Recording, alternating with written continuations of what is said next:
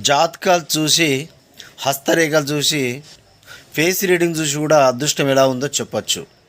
కానీ అదృష్టాన్ని మార్చే శక్తి వాటికి లేదు. దేవుడు ఏదైతే మనకు అదృష్టాన్ని ఇచ్చిండో దాన్ని కాపాడే శక్తి ఒక వాస్తుకు మాత్రం ఉంది, మన పెట్టే పేరుకు మాత్రం ఉంది.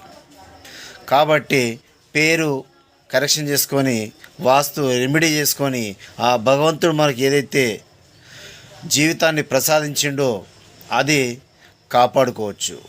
దేవుడు సృష్టిలో ఏది చెడు ఇవ్వలేదు కాబట్టి మన అదృష్టం బ్యాడ్ ఉన్నది అనుకోవడానికి, అలాగే మన డేట్ ఆఫ్ బర్త్ కూడా బ్యాడ్ ఉన్నది అనుకోవడానికి లేదు.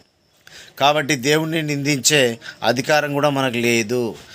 కేవలం వాస్తు సెట్ చేసుకొని, పేరు సెట్ చేసుకొని మీ కొత్త జీవితాన్ని మీకు ఇష్టం వచ్చినట్టు జీవించండి.